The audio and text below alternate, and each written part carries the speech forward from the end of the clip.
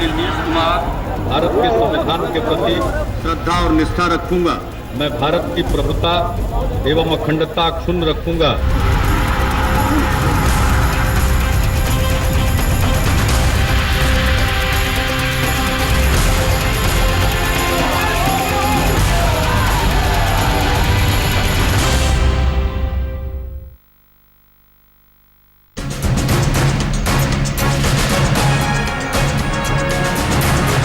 गजब की सियासत बिसात गांधी मैदान में दिखाई दे रही है। जम्मू कश्मीर से लेकर केरल तक, मुंबई से मणिपुर तक 8 राज्यों के सीएम पहुंच रहे हैं। 15 कुल मिला के कांग्रेस के नेता हैं, जिसमें राहुल गांधी भी शरीक हैं। हर कोई पहुंचना शुरू हो गए हैं। लेकिन हम आपको सबसे पहले लालू यादव का परिवार, रोहित जरा बताइए।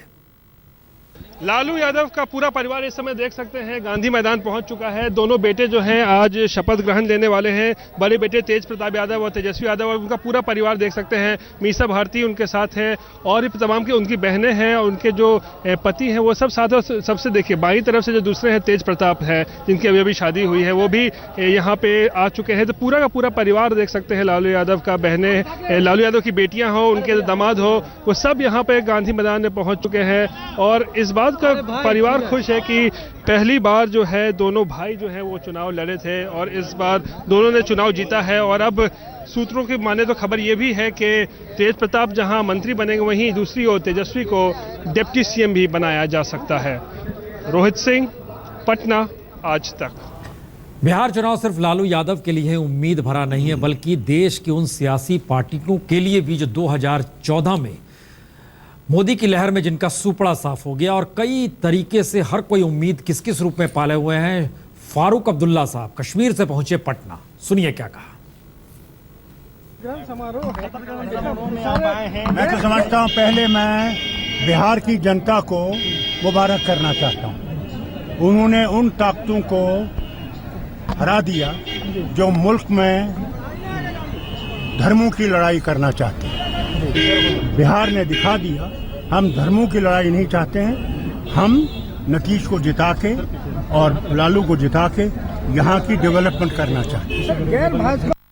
मैसेज क्या है रामकृपाल जी इस पूरे प्रोसेस में? अगर ध्यान दें तो हर कोई उस दिशा में जाना चाह रहा है जो अभी तय नहीं है, लेकिन एक उम्मीद और एक आस बिहार जनादेश से आ रही है।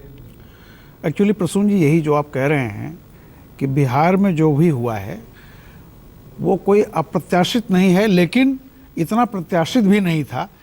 तो एक जिस तरह की जीत मिली है, जैसा कि अभी वो सही कह रहे थे कि भारी विजय है तो भारी तैयारी हो रही है, तो उससे अखिलेश जी ने ढलान कहा, शहनवाज जी ने आपत्ति जताई। दोनों हमारे साथ जुड़े हुए हैं, हम उनके पास चलेंगे। अखिलेश जी तो जो कह रहे थे, मुझे ये लगा कि कई बार वो ये भूल जाते हैं कि, हालांकि मुझे लगता है कि बीजेपी का पराभव जब भी दिखेगा तो कुछ ज़्यादा ही खुशी उनको होगी, लेकिन उनमें कभी ये नहीं भूलना चाहिए, जब अपना आकलन भी करना शुरू करेंगे कि कांग्रेस आज कहाँ पहुँच चुकी है, इसमें कोई दो राय नहीं है निश्चित तौर पर।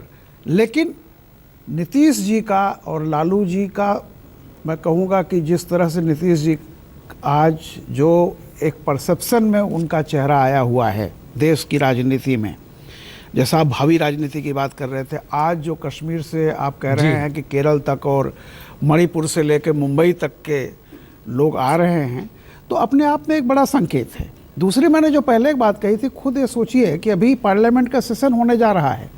पार्लियामेंट के सेशन में नीतीश जी ने एक इनिशिएटिव लिया कि सारे अपोजिशन के लोग मिलकर के एक कॉमन एजेंडा बनाएं कि क्या होना चाहिए। अच्छी बात है, लेकिन कांग्रेस के लिए कोई ये सोचने वाली बात है कि पहली बार ऐसा हो रहा है कि ये जो पहल कांग्रेस को करनी चाहिए। आप ये कह सकते हैं कि हम में कांग्रेस में कोई फ़र्क नहीं है। देखिए, पार्टी अलग है, पार्टियों में फ़र्क होता है, मैसेज जनता के पास अलग जाती है। तो सवाल इस बात का है कि नीतीश का तो सूर्योदय हो ही रहा है। सवाल इस बात का है कि जो राष्ट्रीय राजनीति में सिर्फ हमेशा दो ही रहे हैं, या एनडीए रहा हो या यूपीए रहा हो। अब एक जो किसकी कास्ट पर ये तीसरा, ये जो दूसरा सूर्योदय हो रहा है, क्योंकि 3 के लिए तो गुंजाइश बचती नहीं है कभी भी। नहीं, मैं दूसरी बात जोड़ना चाहता था फारूक अब्दुल्ला को सुन करके कि राष्ट्रपति और उपराष्ट्रपति के चुनाव 2019 से पहले होंगे, तो कैसे कोई गैर भाजपाई राष्ट्रपति बन सके जो बाद में 2019 में भी जो गठबंधन का स्वरूप बने उनमें भी साथ हो सके।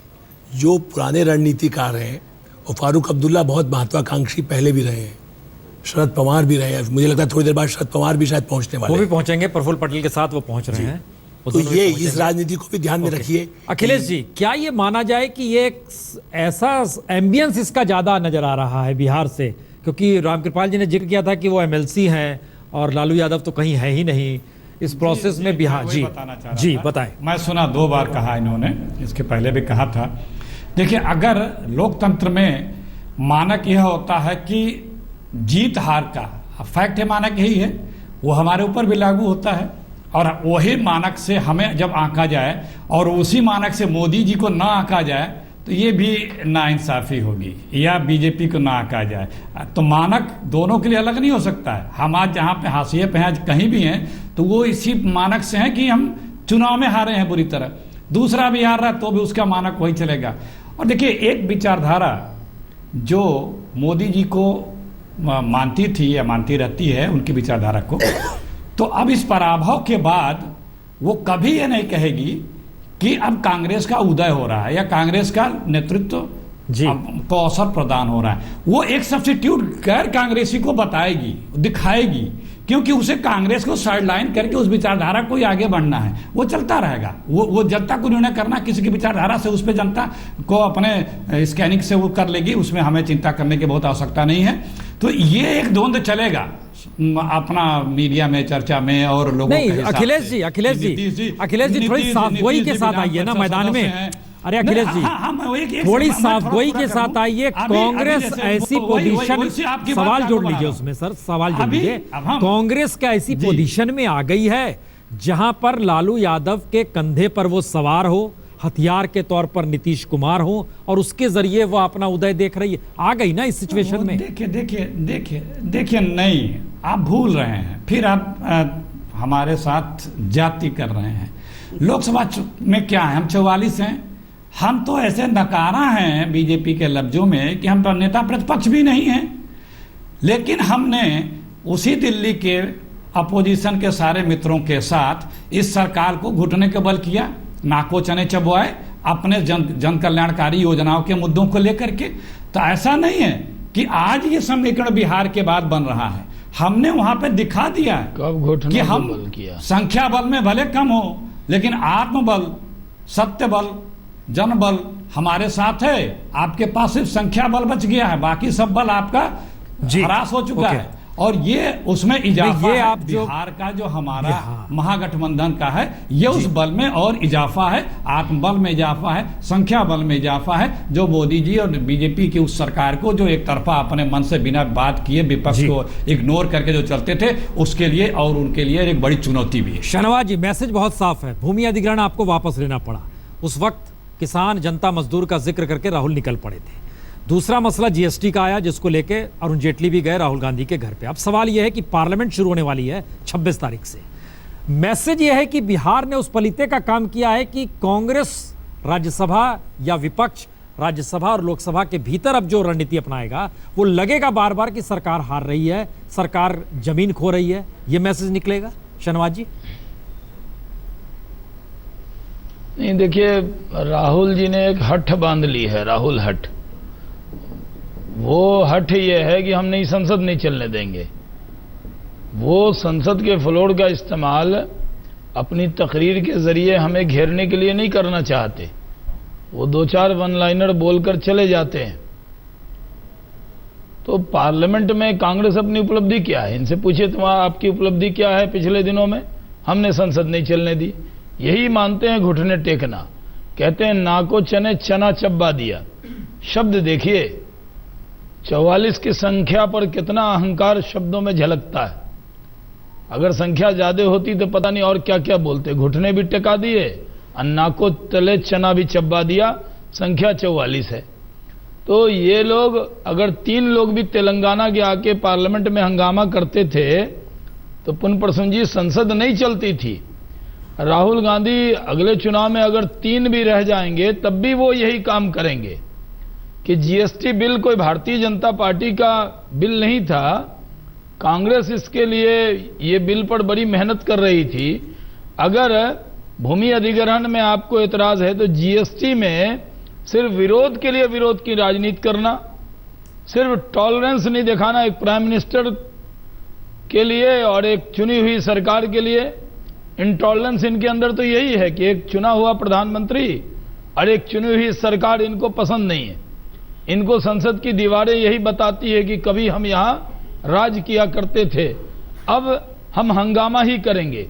तो पार्लियामेंट का सेशन कैसे चलेगा? आप ही तय कर दीजिए कौन सा तरीका होगा।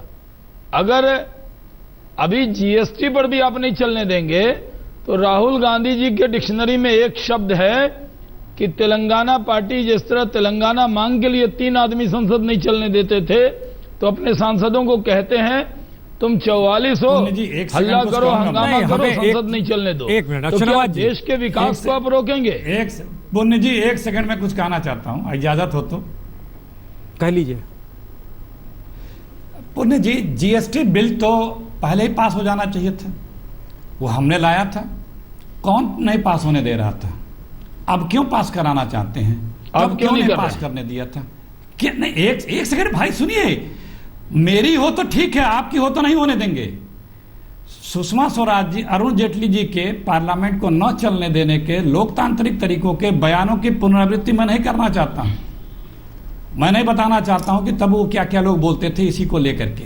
आप मंत्रियों के ऊपर इतने भयंकर आरोप लगे हैं, फरारी के साथ वो लोग फरार के साथ डिनर कर रहे हैं और आप कहते हैं कि हम उस पर बयान तक नहीं देंगे, उस पर कार्रवाई तक नहीं करेंगे।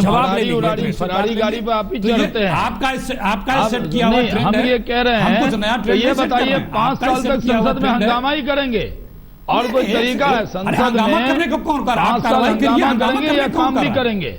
कौन कर? आप कार्रवाई करिए। हंगामा बर्पा करने के अलावा कोई काम है? जो नाम संसद के हैं, संसद में विपक्ष का मतलब आपको सिर्फ हंगामा करना है, सरकार का है, पार्लियामेंट में आकर डिबेट करेंगे, लोगों पे कार्रवाई करिए। कई मुद्दों पर हमने भी कई सत्र में, कई सत्र हमने भी नहीं चलने दिया, लेकिन कई सत्र हमने चलाया भी। आप कार्रवाई करिए, आप कार्रवाई करिए उनको। एक लफ्ज फरारी गाड़ी पे घूमते हैं, एक बयान देने को तैयार नहीं है, आप जांच कराने को भी तैयार नहीं है। हम जरा सा दृश्य दर्शकों को दिखा रहे हैं। हम जरा सा शहनवाज जी आपकी आवाज और उनकी आवाज डिप कर रहे हैं अखिलेश जी, क्योंकि नीतीश कुमार अपने घर से निकले हैं और वो गांधी मैदान की ओर रवाना हो रहे हैं।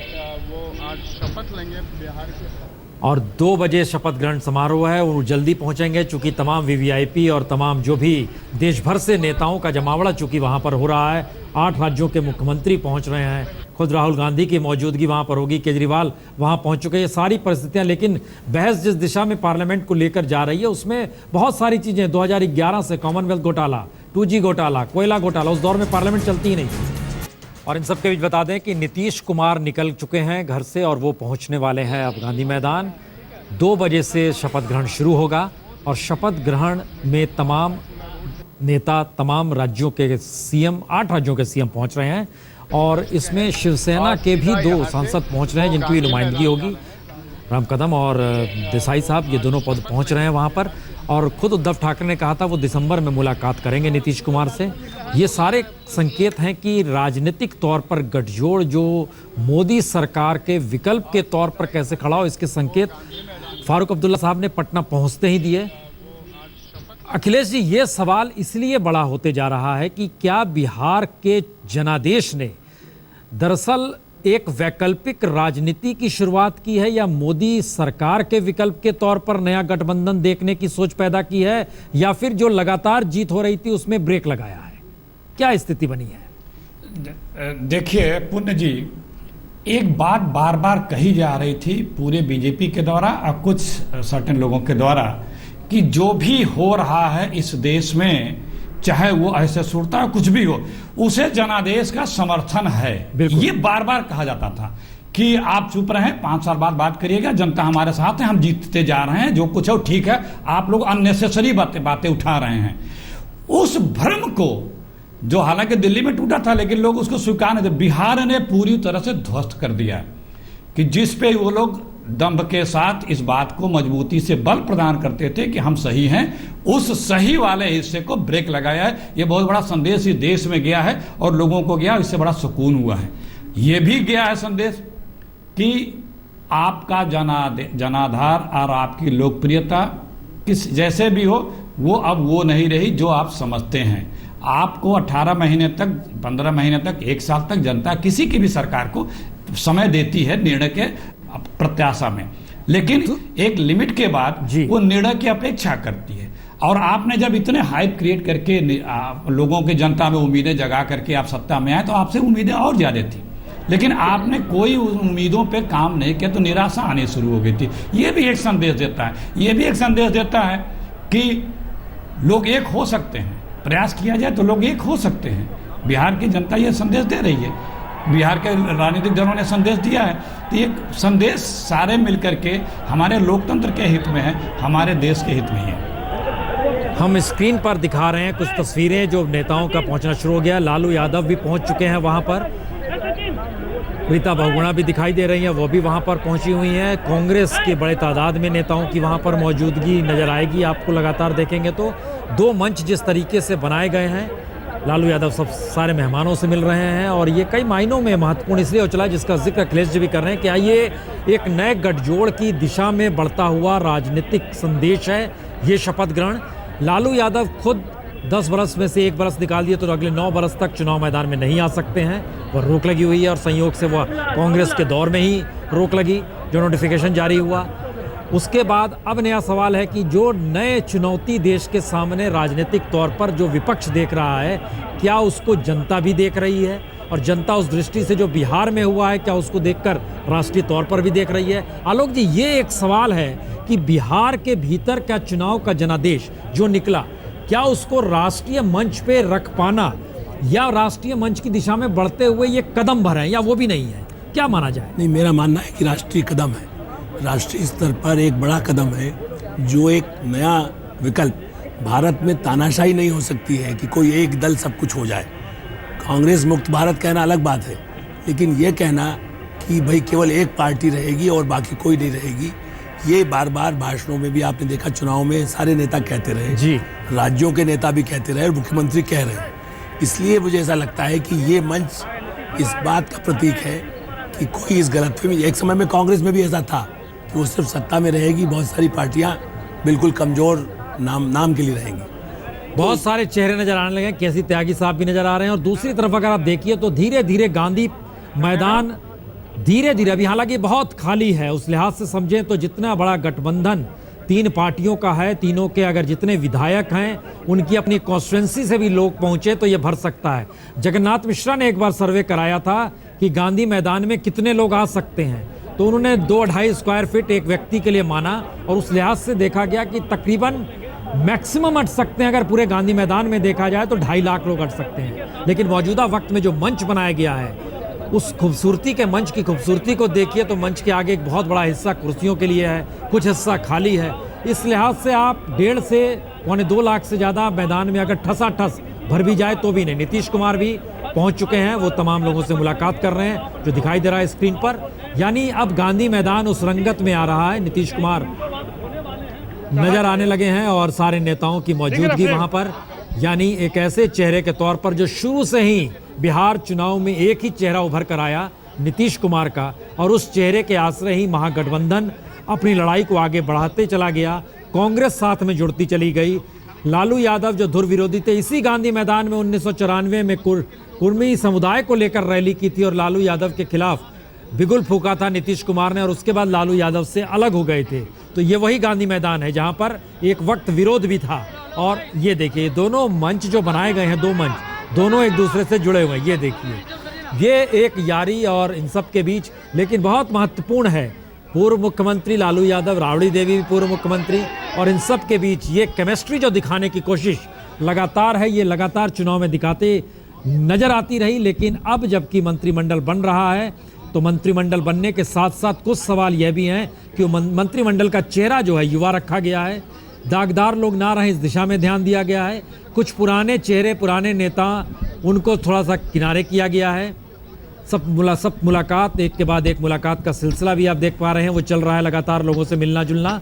और रीता बहुगुणा से बातचीत नीतीश कुमार की हो रही है। नीतीश कुमार समझ रहे इस बात को कि आने वाले वक्त में राष्ट्रीय राजनीति में अगर एक बड़ी भूमिका कांग्रेस निभाते आई है तो इस वक्त में, मौजूदा वक्त में वो कहीं सेतु का काम करेंगे। और बिहार का जनादेश जिस तरीके से मिला है उसमें बिहार में बहुत कुछ चाहिए, तो कहीं ना कहीं राष्ट्रीय राजनीति को प्रभावित करते हुए और अपने हक में अपनी स्थितियों के अनुकूल लाने के लिए भी वो उस दिशा में बढ़ेंगे। लेकिन राजनीतिक समीकरण और उसमें विशिष्ट लोगों की मौजूदगी, सब कुछ अब इस वक्त स्क्रीन पर नजर आ रही है। तमाम लोगों से मुलाकात केसी त्यागी साहब मिलवा रहे हैं कि देखिए हमारे साथी हैं। तो ये सारी मौजूदगी दिखा रही है कि किस तरीके से इस चुनाव के बाद, जनादेश के बाद शपथ ग्रहण को राष्ट्रीय राजनीति से न सिर्फ जोड़ा जा सके बल्कि राष्ट्रीय राजनीति की दिशा में वैकल्पिक सोच कैसे लाई जा सके, उस दिशा में भी ये कदम दिखाई देंगे। लेकिन कई मायनों में ये यहाँ पर कई महत्वपूर्ण चीज़ें भी होंगी। मंच पर जो विरोध होते थे वह थमते नजर आएंगे या दिखाई देंगे। शीला दीक्षित भी पहुंची हैं, केजरीवाल भी पहुंचे हैं। राजनीतिक तौर पर खटास दोनों एक साथ नजर आएंगे। हेमंत सोरेन भी नजर आएंगे, बाबूलाल मरांडी भी नजर आएंगे। दोनों के विरोध एक दूसरे के खिलाफ जमकर वह भी एक साथ नजर आएंगे। इन सब के बीच प्रफुल्ल पटेल, शरद पवार भी नजर आएंगे और शिवसेना भी नजर आएगी। दोनों के बीच जबरदस्त महाराष्ट्र की सियासत में खटास रही, लेकिन बावजूद इसके सब साथ नजर आएंगे।